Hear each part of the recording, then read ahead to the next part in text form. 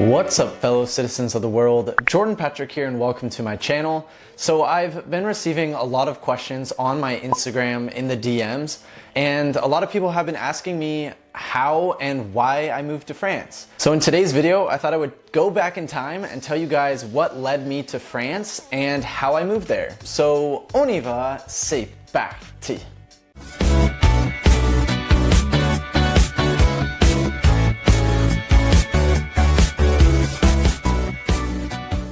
Okay, so we're gonna start with the why. So I grew up playing tennis since I was a little kid, and I always saw Roland Garros, the French Open, on TV. Now this was like my first ever impression of Paris, was watching it on the screen where they would always show different scenes of Paris, and it always looked so beautiful, and it was springtime. So that's kind of the why I got interested in Paris in the first place. But then when I went away to university in Irvine, and there were multiple different study abroad programs that they had. So I remember freshman year for the student orientation day, I remember that there was one stand where people were talking about all the different places you can go. And when I saw Paris was on the list, I was like, oh my God, I really want to go there. But for the junior year, they had a full year abroad where you can get your Esselska is the name of the school in Paris, and you can get that degree and then come back to finish your degree in the US. And so this one was interesting for me, but I actually went to Concordia on an athletic scholarship, so I actually didn't have the right to then go and study abroad because I'm getting paid to play tennis at this school. So with studying abroad off the table, I knew that I had to find another way to eventually get there. However, I ran into some road bumps along the way. I was kind of a party kid in school, and I would be written up for having girls at my room or drinking or being loud after hours. There was a list of rules that we could not break, and if you did break these rules, then you were written up by the RA and you got in trouble. So basically, I had 3 strikes. You're out. We're sorry, but we have to now suspend you for the next semester. Now, I was a senior, so I was so close to finishing my degree, but then I'm suspended to then have to come back the following year. And I was like, you know what, screw this. I don't have time to just wait around. And, I took that as kind of a blessing, and I said, you know what? Okay, fine. I'm gonna leave for now, but I will not be coming back, and I'm gonna go to the school in Paris. So that's the real reason as to why I ended up in France, is because I was pretty much kicked out of the US. And I figured, why not go to the Paris? It's going to be beautiful. This is my time. It's right now. And I said, you know what? I'm also going to save money in doing so, because if you went through the program, the study abroad program, through an American school, you have to pay the American tuition, which is way more expensive than the French schools here. And so that's exactly what I did. I applied to the school that had a partnership with Concordia, which was Esselska University. And then I just had to pay the tuition at that school. And the good thing is that they were able to accept all of my credits from the American school because they had a partnership within them. So they counted all the classes and courses that I did in the States applied to the school here. So I only needed 1 semester to then finish my bachelor's degree. So this was like a huge stepping stone, and I didn't waste any time. Now, I was only supposed to be in France for 7 months in Paris and then go back to the States. But here we are 7 years later, and I am still here. I'm no longer in Paris, however. I'm living in the central part of France in Limoges, which is a much smaller community, and it's very country style living. So yeah, big changes have come since I moved abroad. And coming as a student, now I'm a working professional, so a lot has changed in that regard as well. And I'm also waiting now for the French nationality, which I applied last year. I had my interview earlier this year, and now I'm still waiting for that response. It does take time, so you have to be super patient, which is not my biggest quality. But when that day comes, it will be well worth the wait and the struggle and the hardships, because ça vaut le coup, et je serai content de partager la nationalité française avec vous, les Français. But of course, I'm also not giving up my American nationality, so I will be Franco-American. I will have the dual nationality. So can't wait for that day. This year is taking a little longer than normal just because of the whole Brexit situation. And then on top of that, you have COVID. So they're really behind on their scheduling. They said that they're a few months en retard. So yeah, just have to be patient and yeah, cross the fingers that that day will come soon. Okay, so that was my why. And now let's move on to the how. How did I move to Paris? So moving to Paris took a lot of effort and a lot of research. You can't just buy a ticket and then figure it out once you get there. For one, you have to start with the visa application in your home country. So you can't just, okay, I'm gonna move to Paris and then I'll get my visa once I'm there and I'll find work, I'll study or do whatever. Like, no, it cannot work like that. You have to plan it months in advance. So in the 6 months leading up to my moving abroad to Paris, I was working my ass off to save up money. And when I wasn't working, I found myself at Barnes & Noble reading a lot about Paris and France, the culture, the language. I really tried to prepare myself. And in those steps, I did a lot of learning the French language, which I'm actually making another video for that, which will probably go live next week or the following week. So if I haven't posted that one already, be looking for that. So if you haven't subscribed to my channel, I recommend doing that now so you can watch that. If you're interested in learning the French language, all the steps that I took to become fluent in French, I'm gonna mention those in that other video. So yeah, that's a little plug to subscribe to my channel so that you don't miss that one. Yeah, so when it came to studying and preparing myself, I did not want to miss a step and I wanted to really fully understand what I was getting myself into and really start this application process because I knew it would be a long one. Through this research that I just did, I knew that it takes multiple months to get approved for the visa. And before that, you have to get approved to the school. If you're going to be a student in Paris or France in general, like you have to have your attestation d'inscription. You have to have this document that proves that you are enrolled in the next school year, along with a lot of other documents that you need to get your visa in the first place. But of course, it starts with that first document from the school. The annoying thing is that you also need to have your visa interview at the French consulate in the city closest to where you're living, which for me, it was the Los Angeles French consulate.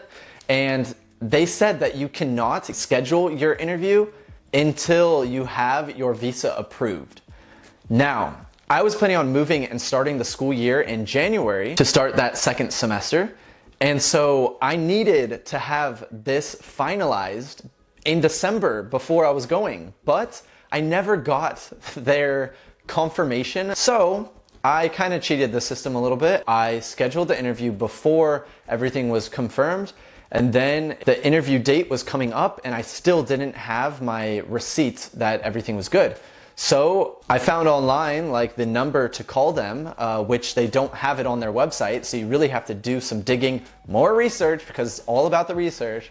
And I found that number and I called them and I said, like, I'm studying in Paris in January. I've done the procedures necessary to get my visa. I've applied months ago. And then, what do you know? Within 30 minutes, I had that confirmation.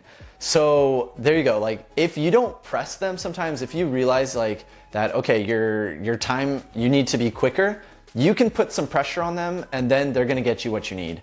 But if you leave it to them to take their time, they will take their time. So I've already mentioned that I've applied directly to this French school, and since it was a private business school, it is more expensive than public school in France. Just like in the US, like a private university is going to be much more expensive than a public one. Same goes in France, and even so, this school was about 1/3 the price of my American school.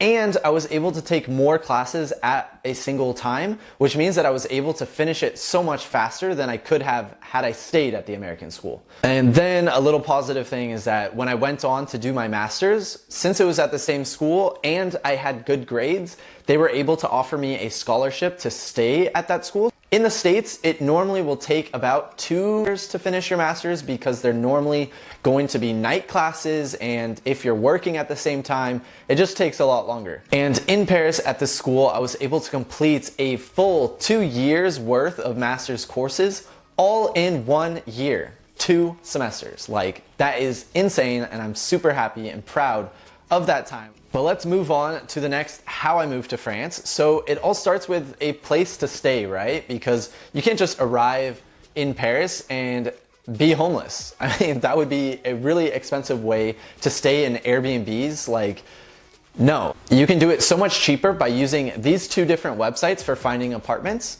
So these are like the equivalent to Craigslist in the US. And it's funny because I actually used Craigslist Paris to find my first apartment. But it's a little sketchy because Craigslist is not very known here in France, but there were just much less options than you would find from these 2 French websites. So I did find this little quaint little chambre de bonne, which I talk about in the Emily in Paris video. It was a tiny little studio, great for students, and this is what you're gonna find throughout Paris. But with these other websites, you're gonna find much more options, and since living in France, I've moved probably more than that, probably 6 or 7 times, and I've always used these 2 websites to find my apartments. So if you did wanna stay in an Airbnb when you first arrive for the first month, to do little visits, that's definitely possible. Otherwise, there are some locations that are only made for students. And so yeah, I'll put a list of some of those in the description below if you want to check those out as well. But yeah, apartment searching and hunting is difficult in Paris. I'm not gonna lie, it might take a little bit of time. Yeah, if you're trying to do it before visiting, I would recommend doing some sort of FaceTime or video chat so you can actually see the apartment, make sure that it's real, or find someone that can maybe try to scope out and visit apartments for you. So the next step is opening up a French bank account. Now I've heard some horror stories about it being really difficult to open up a French bank account. Not at all. It's actually super easy as long as you have an address, you have a phone number, or you have something to prove where you live, like a water bill or electricity or something like that. Like, as long as you can prove that you're living somewhere, then you can easily open up a French bank account. So it's not as hard as some people have made it seem. So the actual hard part was actually moving my American dollars into my French bank account in euros. So doing the whole conversion thing, that was the hardest part, because I used PayPal in the beginning and I actually lost a lot of money because they took a small percentage of conversion and everything, and it was just not good. I'll be honest, like, it was stressful and complicated. And until recent years, I'm actually using this bank card. Let me show you.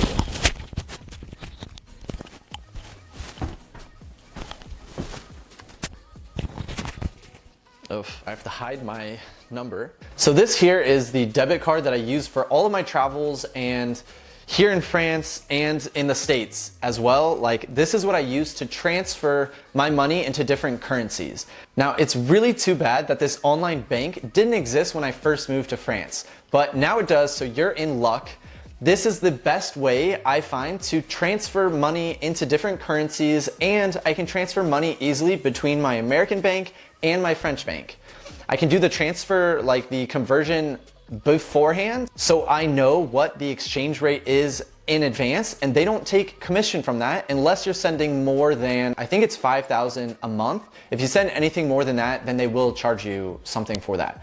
Otherwise, if you're sending less than that, so nice. And this is what I use to actually pay back my student loans in the States, because I have to transfer money to my American bank every month. And so I transfer it from euros to dollars on this bank card. Then I just send that directly to my American bank. So it's super nice. I highly, highly, highly recommend getting an online bank, specifically Revolut, because it is fantastic. This is not a sponsored video. I just love, love, love this online bank. I can also create different vaults. So if I want to save up for something specific, like a trip that's coming up, I can easily just create this vault, start saving money, and it'll round up my spare change if I'm using this card to then go directly to that vault. So super nice. Highly, highly, highly recommend getting them if you're moving abroad or if you need to transfer money. And it's now available in the States, which it was not even last year. Like, I tried recommending it to a friend that was coming to France. He could save up and transfer into euros and everything in advance, but it wasn't available. Now it is. So yes, I highly recommend getting Revolut. The next thing that I needed to get me started in Paris was a Metro card. So if you're a student, they have a lowered Metro Pass, which I think is 50% what the normal price is. That's also gonna save you a lot of money. I highly recommend getting this pass, especially if your school is across Paris and your apartment is the other side. You're gonna need that pass, and do not be intimidated by the Metro. It's actually a really great system, my favorite in the world. I've been in tons of metros in multiple big cities. You can also go to the airport using that Metro Pass. It's all the zones within Île-de-France. So yeah, super useful, and I highly recommend it. Okay, so something else also very important to know if you're planning on moving to France. If you're gonna be a student, you're allowed to work 20 hours per week with your visa. That is the legal amount of hours that you're allowed to work per week. So I ran into problems because right when I was studying, I also started working 25 hours a week. And then when it got towards the end of the year, my boss told me like, oh, I'm sorry, but you're approaching your limit. And so then I was like, oh, shoot, like I didn't know that there even was a limit. It actually ended up being at a good time because then I was able to go home to visit my family for holidays. If you are studying, then yeah, be respectful of the amount of hours. If you're a student and you're only working 20 hours a week, like that may not be enough for you to live on. Probably not. I mean, this is Paris and it's the rent that costs the most. If you have a small studio in Paris, it can cost only about 600 euros, but that's still quite expensive compared to the rest of France. I have about 6 times more space here in Limoges and I pay less than I was paying in Paris. That's just to give a little perspective. So yes, Paris is expensive when it comes to living and your apartments, but the rest of it is going to be pretty much the same as the rest of France. So the minimum wage for working 20 hours a week is about 700 euros, which is not going to be easy to live off of, especially in Paris with the housing. Okay, so while filming that video last night, I totally forgot about something super important for students, and that is the CAF. Now in France, if you're a student and you're paying for your housing, you get help from the government that will help you pay for your apartment. And in my case, I got about 280 euros per month. So how much aid you get depends on your living situation, how big your apartment is, how much you pay for it, and if you have a job or if you're a student, of course. So that's something that you should definitely know before arriving in France. Internships are another huge thing here in France. I had an internship right in the beginning when I first moved here at this consulting firm. Internships here are called stage. They also have alternance, which is another huge thing here, which is really like a partnership between your school and work. And so you might work 3 days out of the week and then the other 2 days you're going to classes. And then the following week, it's like 3 days of classes and 2 days of work. They might pay a little bit less, but they are paying jobs. So in the States, internships don't really get paid much or absolutely no pay at all. It's just for the experience. Whereas here in France, like it is paid, it might be paid a little bit less than minimum wage, but some will pay even more than minimum wage. So it really depends on the company. But yeah, that's a great way to get your foot in the door and to get set up here in France. So these have been some of my pointers and kind of why and how I moved to France in the beginning. The hardest part was definitely getting that original first visa. It was just that first step that's the hard one. So once you get the visa situation figured out and then you move abroad, it's going to be much easier to find ways to stay here, including changing your status from a student to a working professional. Once you're here, that process will go a lot more smoothly and easily. So this was my personal journey as to how I came to be here in France. If you have any further questions that you would like to know more about, please let me know in the comments below and I'll be sure to answer your questions. I love talking about visa processes and moving abroad. So yeah, if you have some questions, I will be happy to answer those in the comment section below. If you did like this video and you found it helpful, please give this video a like and subscribe to my channel for future videos to come. And I will see you next Wednesday for another English video. And the first Sunday of the month is when I post the next French video. So until next time, à la prochaine. Ciao, ciao for now. Alternance is another big here. Ugh. It's not easy. I know. Internships are also another huge. Oh gosh, why can't I get out this phrase? And maybe the following week you have 2 days of classes. Wait, did I just say that? In the beginning, I used PayPal. It was like hard for me to get out that word because. You can do it so much easier and cheaper by using these different affiliate sites. Affiliate, why did I throw in that word?